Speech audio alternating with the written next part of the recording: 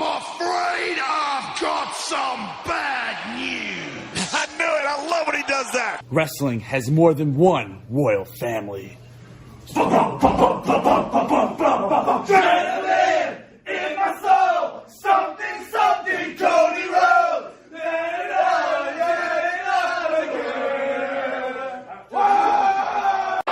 I'm the tribal chief around here. Yeah, you see me, the tribal chief.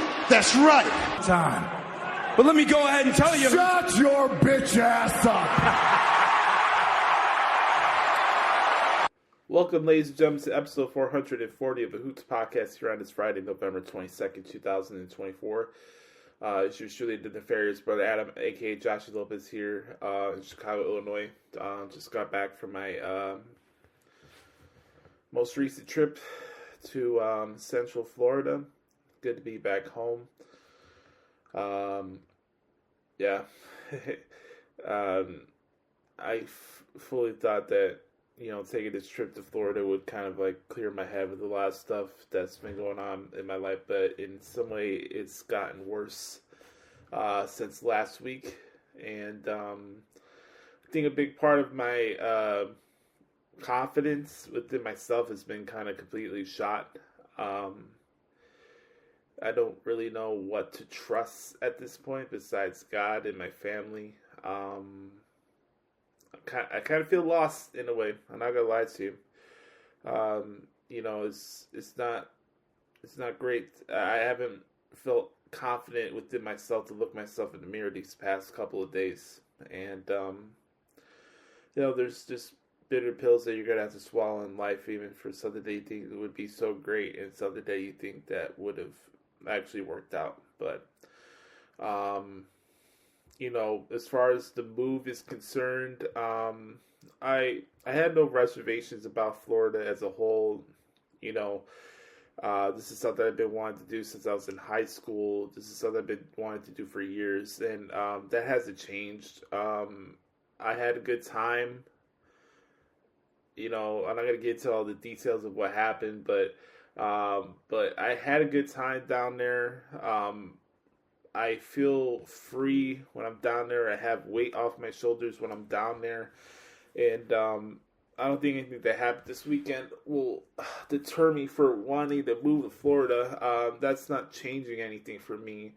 But there's some time right now in my life that I need to reflect and take a step back and kind of reevaluate a lot of things. I got to reevaluate my timetable.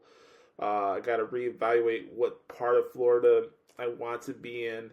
I'm not saying that I'm not going to Florida now or anything like that. But I got to reevaluate some things because, my self-confidence took a big hit this week, and it sucks. So, but I have to remind myself that me making this move always has been and always will be about me. And I think that's the most important thing that I could carry through myself as we go forward through the rest of this year. I got into contact with the new owners of my Wello and Wella's house this week. My lease ends through the end of January, so I thought it was going to be at the end of December, but right now, what I have tied to me right now is basically right now through the end of January. So I have basically have 2 more months left here in this house. From there, as I continue to try to recoup money for this trip and try to get more money as I can, just in general, I'm also in the process of trying to find a second job too. So if anybody knows any good context when it comes to remote jobs and stuff like that, I would deeply appreciate it. I think it's very important before I make this move that I do have my second job, because I will need 2 sources of income just to pay for myself. I'm not, just with what's going on right now in my life, I don't see myself having a roommate. I had to have 2 jobs to have a decent apartment, and that's what I'm gonna do. So these next 2 months it's going to be nothing but making sure that I'm still taking care of myself with my walks and everything. Try to get my confidence back. Also, try to continue to pump out these transcripts the best way that I can, and only how I know how I can. So do that. Then also, pack, get my stuff together, and just continue to grind and just continue to let God guide me through this process. And transition is not easy. There's an inevitability here that I'm not going to be in Chicago anymore. I just don't know when that is now. It could be February. It could be March. Only I and God will know at that point. But I'm not deterred to move to Florida now. I'm not changing my mind on going to Florida. I'm still going to Florida, but I think with what happened this weekend, I need to take a step back and kind of reevaluate a lot of things for what I want for myself going forward, and what I'm willing to tolerate and stuff like that. And I think for me, it's just very important right now to just make sure that I got myself in a good place. I'm very fortunate in the way that the new owners are allowing me to stay here through the end of January. I thought it was going to be something where I had to be out by the new year, but that's not true. So if it's something where I don't have the money yet to afford an apartment by the end of my lease, I'll be moving to my other grandparents' house in their basement by my mom's side of the family on Superior Street. That's the plan for now. So I don't want anybody to worry about me. I'm strong. I feel like this week has been kind of like the kick in the ass that I really needed in a way. I guess we all need these like gut checks and reality checks and stuff like that. And having this feeling that I had in 2019 resurface again here in 2024 is not something that I was expecting or something that I wanted to happen with going back to Florida. But you can't lie to yourself and how you feel, and that's that. I don't know how. I don't want to get too much into details and everything, but I do appreciate the encouragement and the advice that a lot of my family members have been giving me this week. It doesn't go underappreciated. I really needed it. And again, I don't want anybody to worry about me. I'm going to be all right. I'm strong. I can adapt. And this is a good reminder that, respect is very important. And I need to remind myself that I am a catch, and that also, if nobody can acknowledge your worth, that's not a reflection on you, that's a reflection on them. And that's all I'm going to say about it. So,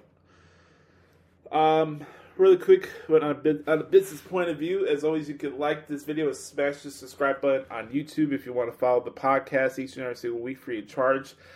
Best way to support this podcast is streaming and following the podcast on Spotify. It's the best way to do it. We are now past 1.7 million downloads on Podcasters for Creators. Also, on YouTube, we're a little over 500 subscribers on YouTube, so make sure to follow us on YouTube. That way you can get closer to 1,000 and get one of those pretty cool YouTube plaques. I think that'd be a nice accomplishment for this podcast as it's getting closer and closer to the end. Today is episode 440, so that means we have 60 episodes left of this podcast, and it's going by fast, so I hope you guys enjoyed these episodes as much as I have been, and I appreciate the journey you guys have been taking on with me since day one back in 2016. You heard a very young man that still had a lot of maturing to do over the years, now to a 30-year-old man. I had to, in this moment right now, and what I'm feeling right now, I had to remind myself of all the progress that I made within myself, and I can't let what happened this weekend affect how I see myself or my worth or anything like that, because I know who I am. I know what I can offer to somebody, and I know who I am. And this is a gut punch that I was not expecting this weekend. I'll just say that.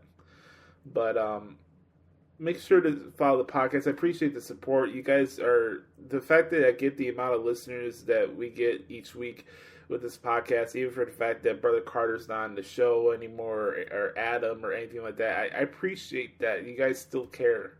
I really do. It means the world to me. Speaking of Brother Carter, I want to wish him a happy birthday today. The birthday of Derico. No! So shout out to Brother Carter for his birthday today. Just want to give him a big shout out. And you can follow me, by the way, on Twitter at the Hoots Podcast. I'm on Instagram at Joshie Lopez Music. If you want to hit me up on, let's see, where else you can find me? Oh yeah, make sure to follow my play-by-play transcripts on WrestlingHeadlines.com, as I'll be doing SmackDown tonight. These next couple weeks are going to be very busy for your boy, because I got Survivor Series WarGames. What? We got a little bit of a NXT deadline. What? And then we also have Saturday night's main event the following week. What? So a lot of crazy stuff going on in the world of professional wrestling. You're here to listen to wrestling talk. And we're going to get into that. So what we're going to do, before I get to This Week in WWE, I want to talk a little bit about AEW, because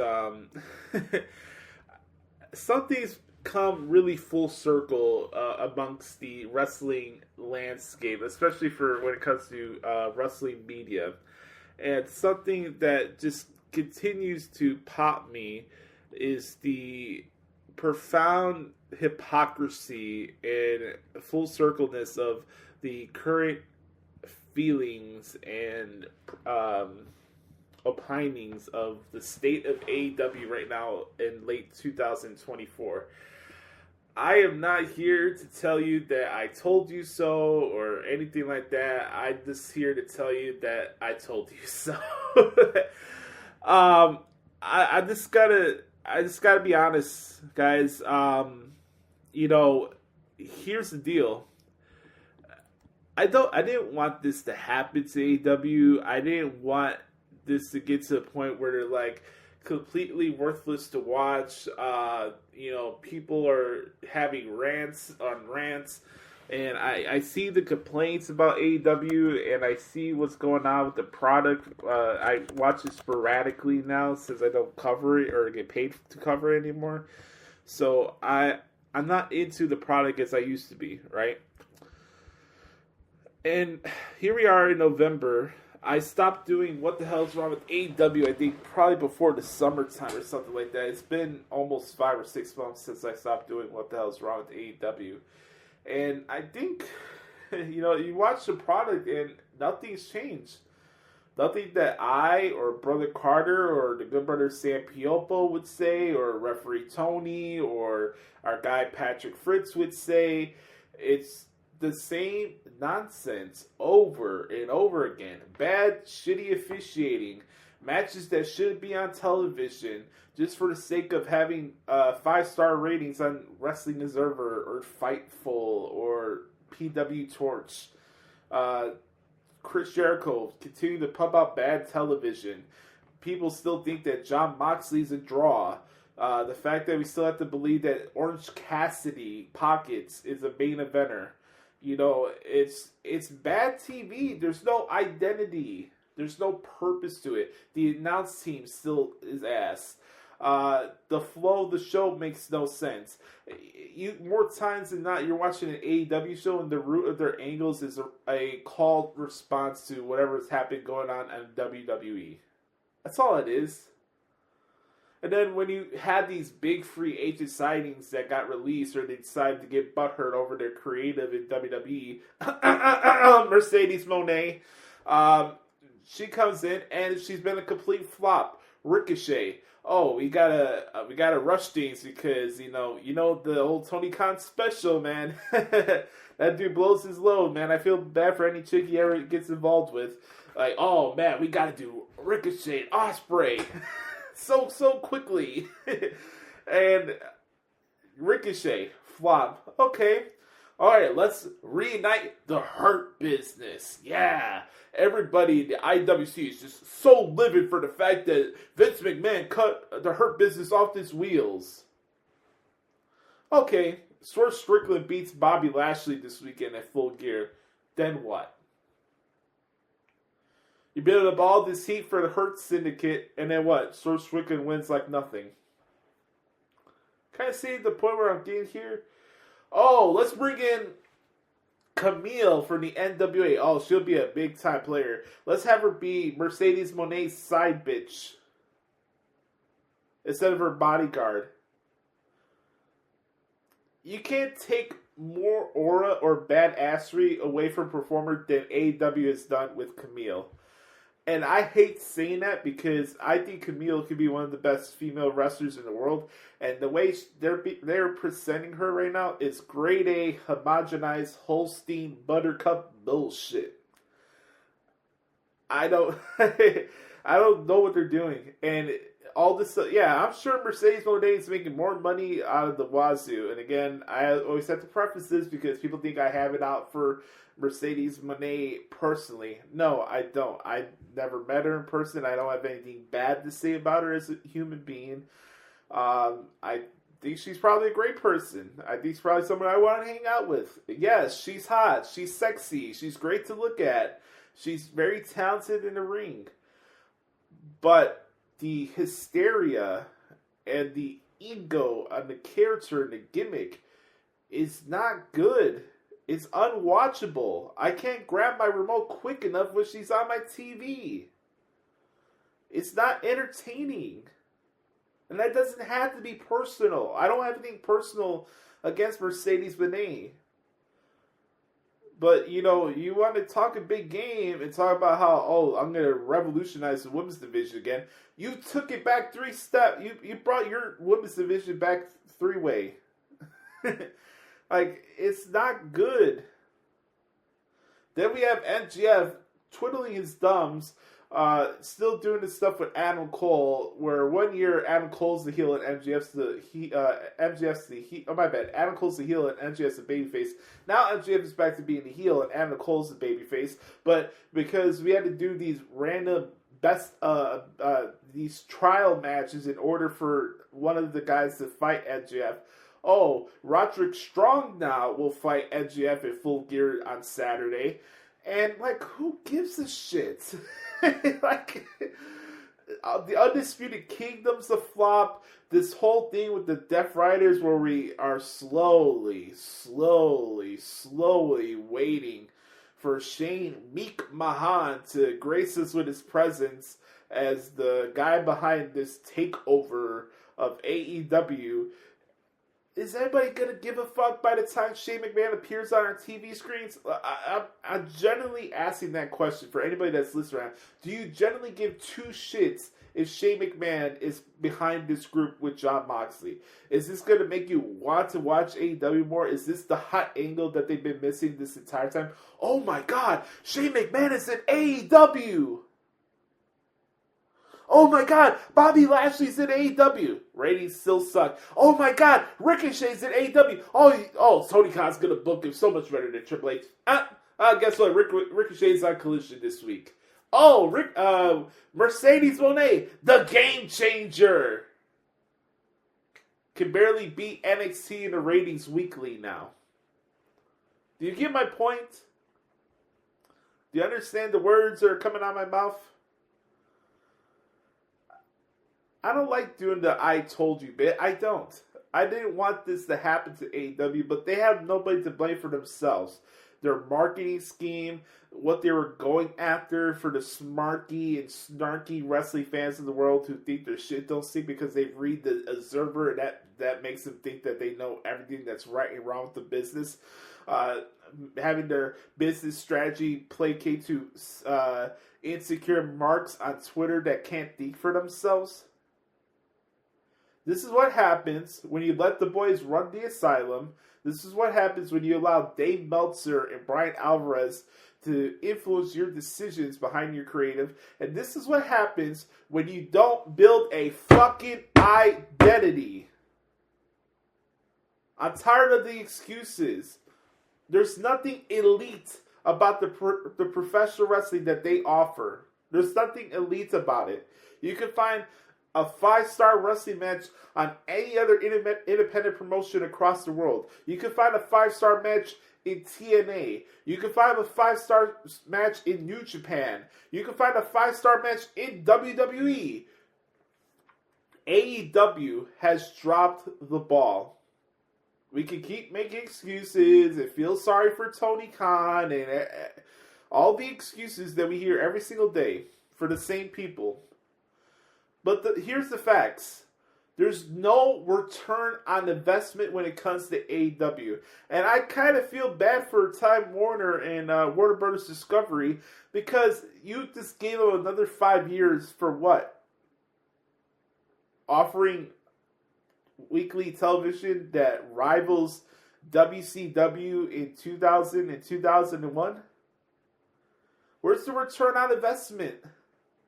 Oh, we're running smaller venues now. Great. This was supposed to be the second company that was going to run WWE back down to earth, right?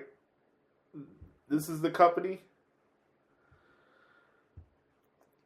I didn't want this to happen, but they did it to themselves. So, before I wrap up this segment here, I want to look over this card for Full Gear on Saturday. Full Gear this Saturday will be taking place at the Prudential Center in Newark, New Jersey. Pre-show match is Big Boom AJ with Big Justice, the Costco guys against QT Marshall. We have MJF against Roderick Strong, Jay White against Hangman Adam Page. That should be a pretty good match. We have a 4-way tag match for the AEW World Tag Team titles as Private Party takes on the Outrunners, Malachi Black and Brody King, Kings of the Black Throne, and of course the Acclaim. We got Mercedes Moné putting her AEW TBS Championship on the line against Chris Statlander. Big match for Chris because she's kind of from that New Jersey, Philly area. Swerve Strickland against Bobby Lashley. Jack Perry puts his TNT title on the line against Daniel Garcia. We have a grudge match with Will Ospreay and Kyle Fletcher, which I think will be pretty good. Kanose Takeshita putting his international championship on the line against Ricochet. And then the main event for the AEW World Championship is Jon Moxley against Orange Cassidy. Any dangerous aura or bad vibes that I should be scared from Jon Moxley has been gone. Like that aura that he had in 2019 when he first showed up at AEW, it's not back. Tony Khan can try to convince you that, ooh, we should be scared of Jon Moxley. Oh, he's the draw. Oh, he's the paradigm shifter. Like, give me a fucking break. This knockoff Minoru Suzuki, oh, because he's coming out with a wife beater on. Oh, I'm supposed to be scared of him now. Give me a fucking break. So, there you go, ladies and gentlemen. You wonder why I don't talk about AEW each and every single week, because it makes me want to pull my goddamn hair out. So, there you go. Here's my update for you for AEW this week. When we come back, we'll get into what happened this week on Raw, SmackDown, and NXT as we're on the road to Survivor Series WarGames and NXT Deadline. After that, we'll do the traditional main event segment of the week as it is the Back Porch Q&A session. All in the mix right here on episode 440 of the Hoots Podcast. We'll be right back. Yeet. Welcome back, ladies and gentlemen, to episode 440 of the Hoots Podcast. Time to talk about what happened this week in WWE. We'll start off as we usually do with the Down to SmackDowns in Milwaukee last week. Pfizer Forum show kicked off with Cody Rhodes and Nick Aldis. A lot of tension still brewing for the attack that Kevin Owens gave to Randy Orton the week prior, but the pile driver, Randy getting put into an ambulance again by Kevin Owens, and Cody Rhodes came out to call out Kevin. Out comes Nick. He's like, he understands that he's angry. He says he's got Randy Orton, one of the greatest of all time, laid up with severe cervical trauma after he was gone for almost half a year. He says nobody knows how long it takes to make it to this company more than me, Cody, but I know, we do whatever it takes to make the big paydays, to get the championships, but we don't cross that line. And Kevin crossed that line, and that's all there is to it. So matter of fact is, until we figure this thing out, Nick Aldis can't have Kevin Owens in the building. Cody Rhodes says you're making a martyr of Kevin Owens. You're giving him exactly what he wants. You're hitting him in his wallet. This man who's driving a Lamborghini. I don't know if the message is going to land like you think. Let me handle this, Nick. Let me handle this. Kevin is self-righteous. Kevin is indignant. In short, Kevin Owens is an asshole. Nick goes, Cody, I'm going to stop you there before you say something you're going to regret. You think this is about money. It's not about money. This is about the roster, knowing that I know if you give them an inch, they take a mile. Yeah. And the next thing you know, the inmates are running the asylum. So here's how it goes. He can't be here until this situation is resolved. And this situation needs to be resolved internally, basically. So he's doing the corporate spiel, explain his side of the story and everything. And, this basically gets to the point where Cody's bringing up, Nick, you used to be a wrestler. You still want to be a wrestler. I'm a man. Like, what you want me to do? You want me to go to his house? You want me to go beat his ass? You want me to make a fool of the company in order to have this fight with Kevin Owens? I liked it. I thought it was a good segment with Nick and Cody. I want to play a little bit of the audio from Kevin Owens' response. Kevin said that he's going to be on SmackDown tonight as I'm recording this on a Friday morning. SmackDown's in Salt Lake City, Utah tonight. Let's hear what Kevin Owens has to say on the matter, because they aired this promo, I believe, on SmackDown a little later on the show, but here's what Kevin had to say about it. It's getting harder and harder to do my job because I keep suffering consequences for things that are absolutely not my fault. I showed up to the arena in Milwaukee earlier and I was turned away. I was told that I'm not welcome there and that I had to leave because of what I did to Randy Orton last week. But what I did to Randy Orton last week was I did my job. See, because I made it clear before Crown Jewel that I didn't want to fight Randy Orton. I didn't want to hurt Randy Orton. And then Randy went to WWE officials. He went to Triple H himself and demanded a match with me. And he got what he wanted. I showed up at Crown Jewel like I was asked and did my job. I did exactly what they knew was going to happen. I did precisely what Triple H tried to warn Randy Orton of. And again, last week, all I did was do what they asked me to do because Randy showed up, called me out to the ring, and then I showed up. And now I'm in trouble because I put Randy Orton on the shelf. That is absolute nonsense. It's not fair. But guess what the best part is? Just now, a few minutes ago, I got a call from Nick Aldis asking me to be at SmackDown in Salt Lake City next Friday. And why? Because the little golden boy, Cody Rhodes, wants me there. Oh my God, Cody wants me there. I have to be there, right? Can't disappoint Cody Rhodes. Well, you know what, Cody? I shouldn't show up. But I will. I'll be there. Not for you. Not for Nick Aldis, not even for WWE, because they hardly deserve me at this point. I'm going to show up next week for myself because I happen to love Utah, the mountains, the fresh air, all that stuff. It's good for me. But everyone needs to remember one thing. When I show up next Friday, I'm just doing what you all want me to do. I'm just doing my job.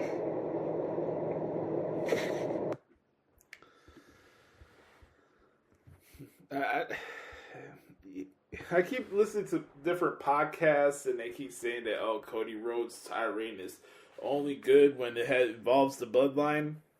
You tell me that this is not good storytelling. I don't know what else to tell you. And then we got the Randy Orton aspect of it all. Let's give Cody Rhodes some props for his title reign and stop trying to be the smartest person in the room. Can we try that? Let's go over some quick stuff, takeaways from matches and stuff that I saw this week on programming.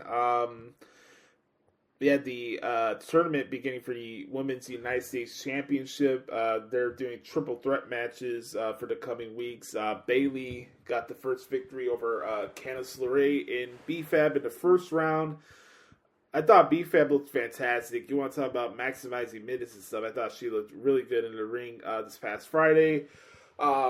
LA Knight retained in the open challenge match against Humberto Carrillo with the Legado del Fantasma. After the match, Shinsuke Nakamura attacked LA Knight from behind, so it looks like we got LA Knight's next feud. Then we get to some fun stuff. The OG Bloodline, the Bloodline, and Bronson Reed. Solo Sikoa is like, Milwaukee, acknowledge me. Right? The Timu Roman Reigns. Yeah, Timu.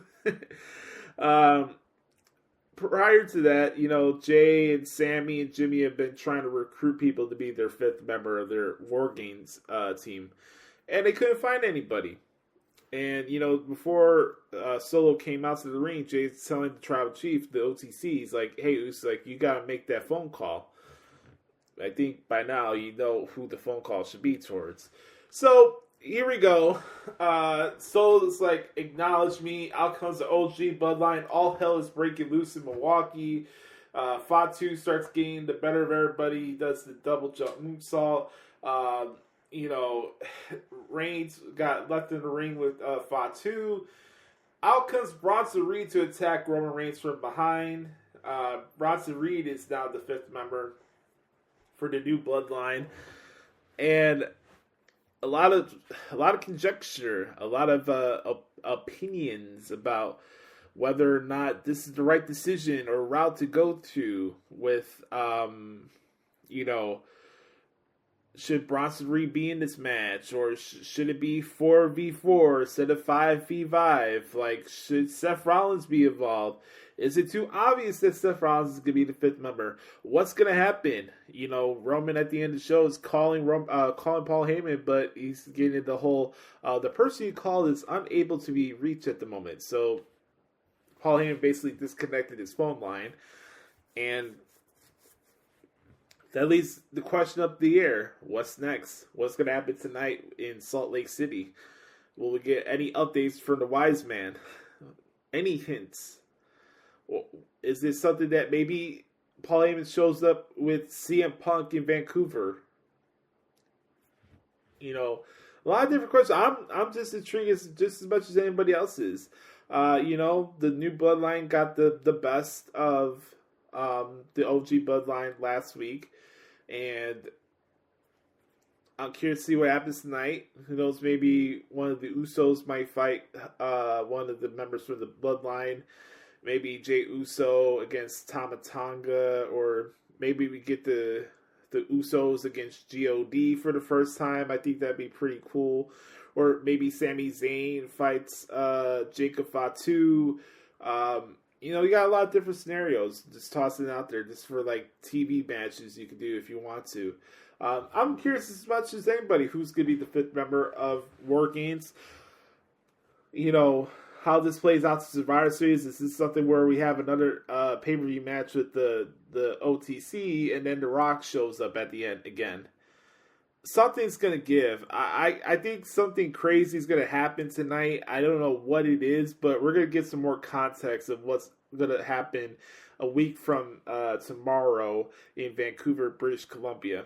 So I'm excited. This Bloodline stuff's been a lot of fun. And I'm just curious, just as anybody else, who the fifth member is going to be. So we'll have to figure that out.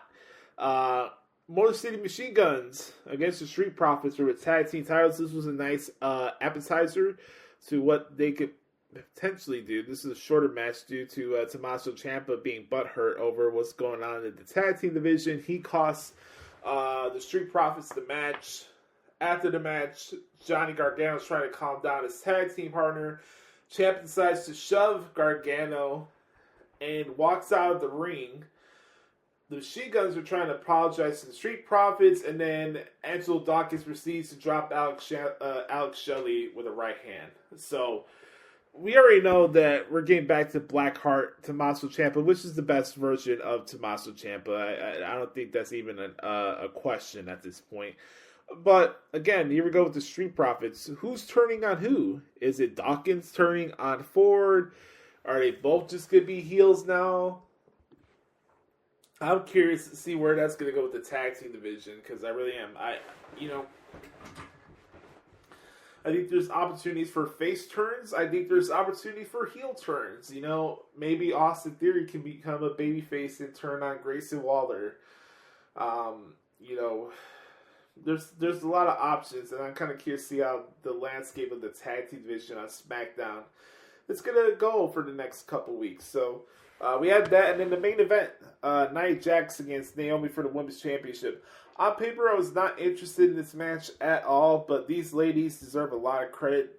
This is one of the better matches that I covered all week.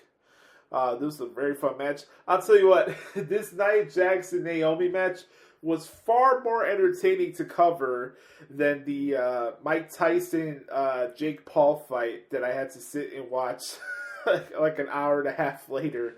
Holy moly, that was brutal. Brutal. Bob Evans, bad. So, that was SmackDown. Let's talk a little bit about Raw. Just give me 1 second here. As always, if you want to follow my transcripts, make sure to do it at WrestlingHeadlines.com in the results section or ProWrestlingTranscriptions.com. We go to Raw this past Monday. It was a taped show from Grand Rapids, Michigan again.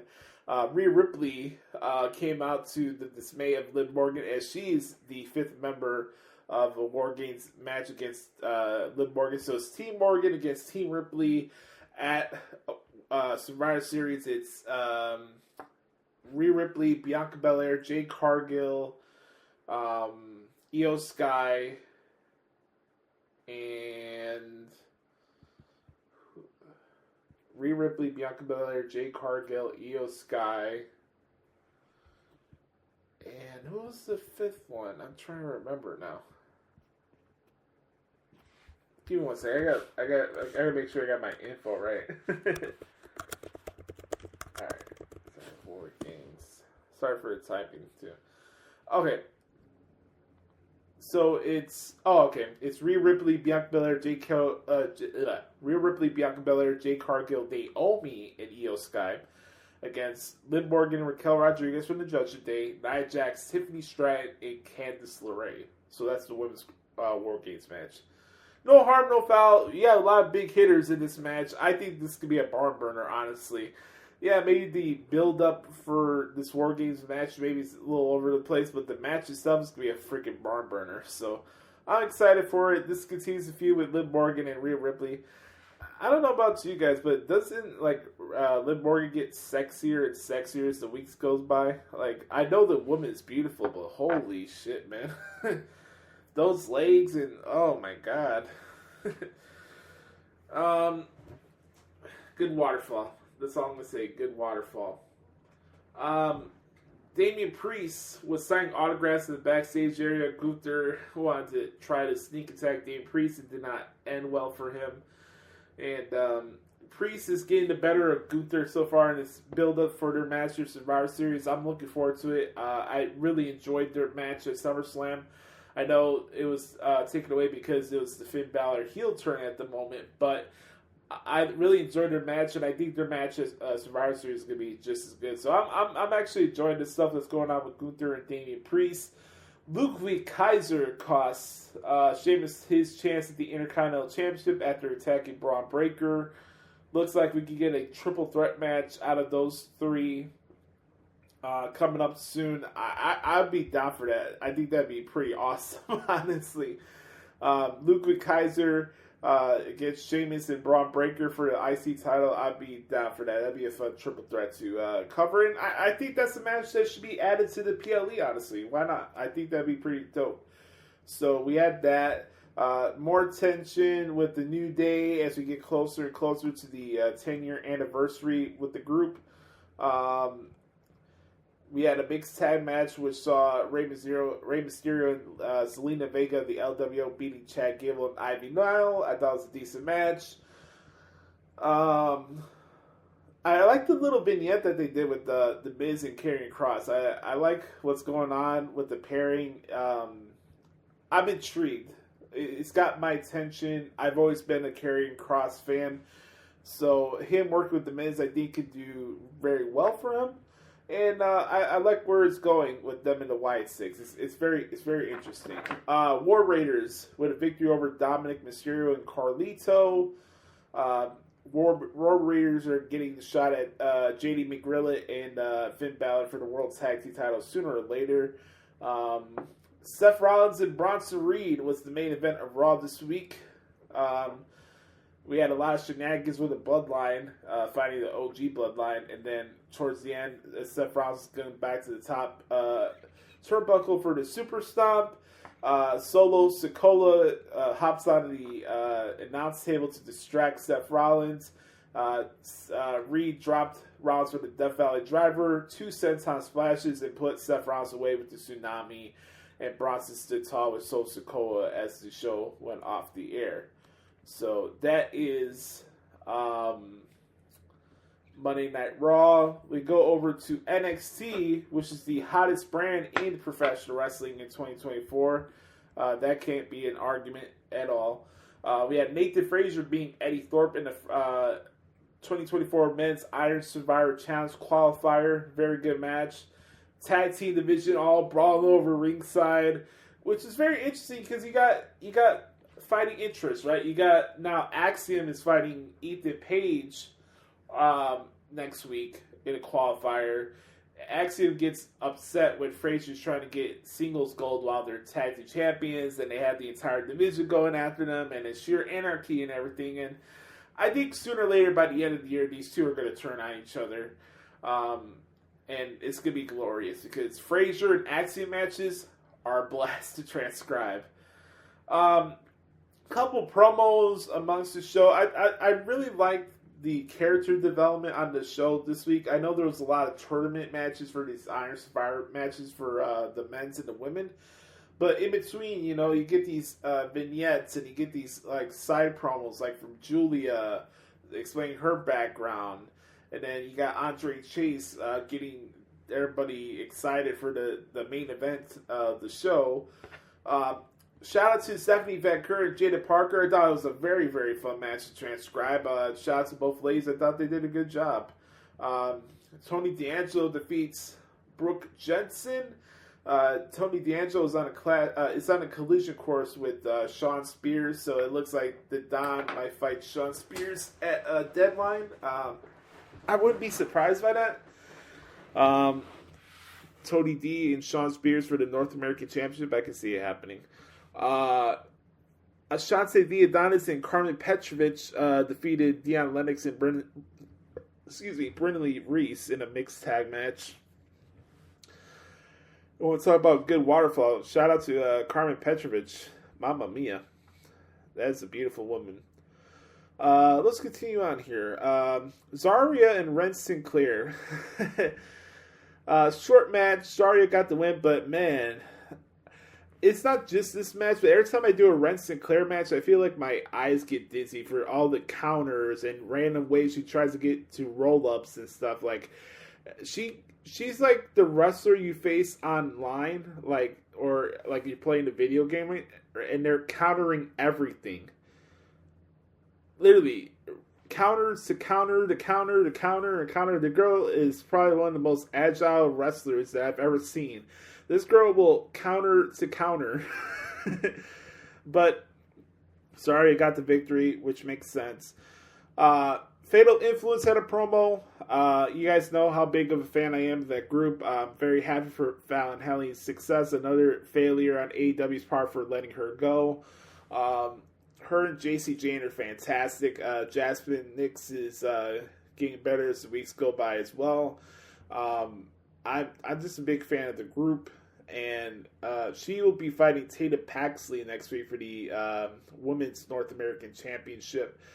So that's that. And then the main event, Ridge Holland against Andre Chase of Chase U. This was the main event of the show. It was the number one contenders match. So basically, if Ridge Holland won or Andre Chase won, they would get a chance to fight Trick Williams at Deadline for the NXT Championship. If Andre Chase lost, Chase U had to disband, basically. So that's what happened. This was a crazy match, a lot of shenanigans. But you want to talk about making somebody look strong and ahead of fighting Trick Williams for the championship? They did that, and they accomplished that this week with Ridge Holland. I think that's a testament to the character work that he's doing right now. For the fact that, and I think also it's a testament to how much that crowd in Winter Park really cares about Andre Chase and Chase U. That crowd was vibing. Like, you look at that match on paper, you may not think it's interesting, but that was a fun match to transcribe, and that was a very, very good main event. So NXT is a good vibe. Next week should be very interesting because it'll be Survivor Series week, and then the week after that is the NXT Deadline PLE as well. So a lot of big shows to cover. As always, if you want to see my coverage of WWE shows from Raw, SmackDown, NXT, plus the PLEs, make sure to check out the results section of WrestlingHeadlines.com or my website, ProWrestlingTranscriptions.com. All right, we got one more segment here to do on the podcast at Hoots. And it's time to answer your questions in this week's edition of the Back Porch Q&A session right here on episode 440 of the Hoots Podcast. We'll be right back. All right, guys, one more segment to do here on the podcast at Hoots, and it's time to answer your questions for this week's edition of the Back Porch Q&A session right here on the podcast at Hoots. As always, you can follow me on Twitter at the Hoots Podcast or Instagram at Josh Lopez Music. Let's do it, ladies and gentlemen, as a tradition. No, here on the podcast at Hoots, it's time to answer the questions from the good brother Chris Zaletta at XTeamZaletta24X. Let's throw the X up here for Chris. Doing it right now. You guys can't see me since I'm not doing shows anymore. Throw up the X for Chris. We appreciate it.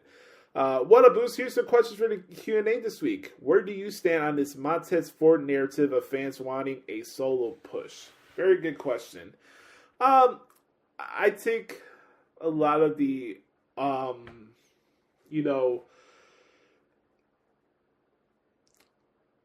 narratives or pushes to force a performer on the roster to a certain spot via Twitter with a grain of salt. I'm not saying that Montez Ford can't be a top-line superstar. I'm not saying that Montez Ford is not talented. I'm not saying that Montez Ford doesn't have charisma.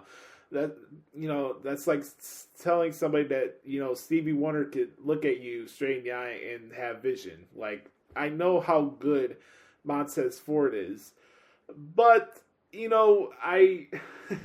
when I see this, stuff where, this person needs to be pushed or else, or stuff like that on Twitter or on podcasts, it makes me roll my eyes, honestly. So, yeah, I think sooner or later Montez Ford will have his time to shine, but let it happen as it happened. Let's not force it just to force it. Okay, what? Montez Ford is going to win the Royal Rumble this year? Come on. Is Montez Ford going to win the WWE Championship? Is he going to win it in 2025? Probably not. I'm not saying to not push the guy, but let's not get crazy here. Let's take this one step at a time. We got to figure out whether or not you want him to be a heel or a babyface. Can Montez Ford become the United States champion? Sure. I'd be down for LA Knight against Montez Ford. I think that'd be a lot of fun. Why not? But because it's a Twitter narrative and it's a movement, because it's happening on Twitter, that's when I take it as a grain of salt, because I don't take that narrative seriously. So, with Speedball Mike Bailey exiting TNA, rumored to be heading to Jacksonville, do you think WWE possibly comes in and makes a pitch? Probably not. I like Speedball Mike Bailey, but it looks, just from what I hear from his interviews and stuff like that and how he carries himself, I think AEW is something that would be more fitting for his art of wrestling. So, Josh Alexander's contract is rumored to be up in January/February. Where do you see him signing? My guess is going to be WWE. That's my prediction. I think Josh Alexander goes to NXT. That's my prediction. Does the Acclaim split this weekend at Full Gear? Good question. Yes. The split will happen. It's in New Jersey. Bowens and Cassidy are from that area. It's happening. The Acclaim will split this weekend, for sure. Your thoughts on the end of Chase U? It's sad. It's sad for the moment. This may be the actual end of Chase U. There's still a lot of time for Thea Hale to develop, and, you got Duke Hudson and Riley Osborne. They could be a solid tag team. They still want to be together, but as the act itself, I think it's probably done for now. I'm not saying this is something that can't be revived on the main roster down the road, but, I thought they had a tremendous run. If you think about where NXT was when they did the first initial run of 2.0, right? And everybody's bitching and complaining about the colors and how the show was, and it's not fucking gold, even though it's a knockoff of Ring of Honor. Like, Andre Chase was a standout. I'll never forget when they did the Dexter Lumis Indy Hartwell wedding, right? And they're doing the vows, and I think Beth Phoenix was the minister, right? Ordained minister, and she's like, does anybody have any, she said something like, let's cut to the chase, right? And then Andre Chase said, I mean, he was a heel at the time, and he stands up and he's like, did somebody say Andre Chase? Still one of the funniest moments I've had laughing-wise while watching a live wrestling show. It takes a lot for me to lose my composure while transcribing a show, but when I first heard that, as he said it, I swear to God I was crying laughing for at least 5 minutes. Oh man. Thoughts on Bronson Reed joining the new Bloodline for WarGames, and does Seth Rollins need to stand on his word? Is it possible that Punk is the 5th member for WarGames? I think Bronson Reed joining the new Bloodline for WarGames is a great call. Bronson Reed keeps talking about how he wants to be a main event player.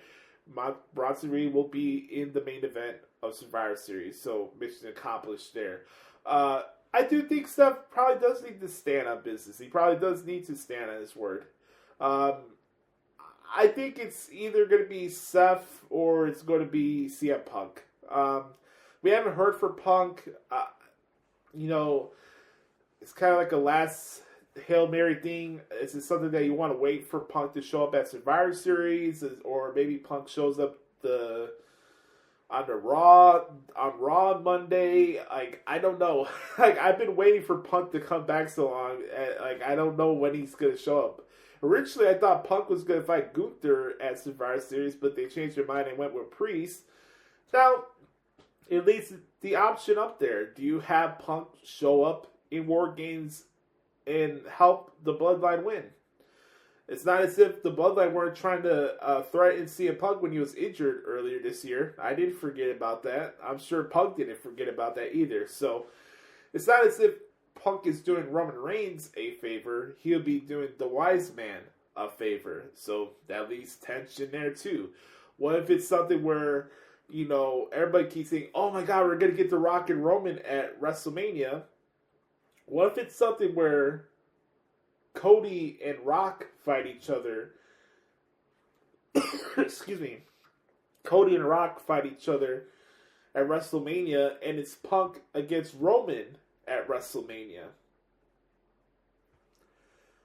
Like, you could have your 3 big marquee matches. John Cena's final WrestleMania match against Randy Orton. You have Cody and The Rock for the WWE Championship. You got CM Punk against Roman Reigns. And maybe you could do Gunther and Seth Rollins for the World Championship. Just tossing out there. There's a lot of interesting ideas you could do with that. But, yeah, I think Seth Rollins will stand on his word. He will stand on business. And I think that Punk will be the 5th member for the OG Bloodline at Survivor Series. So, all that being said, we're going to put a ribbon on the bow on this week's edition of the podcast at Hoots. I hope you guys have a wonderful weekend. As always, folks, always remember, be the authentic product that is yourself. And remember, nobody dictates the pace of your life but yourself and the man upstairs. I'm Joshie. You can follow me at X at the Hoots Podcast. Make sure to like and smash the subscribe button on YouTube. And the best way to support this podcast is following and streaming the podcast on Spotify. So, for everybody here for the podcast at Hoots, I'm Joshie. This has been episode 440 of the Hoots Podcast. It's a road to episode 500 continues. I love y'all. Have a wonderful weekend, and we will preview Survivor Series WarGames next week right here on the Hoots Podcast. Yeet. Bye-bye, bitch.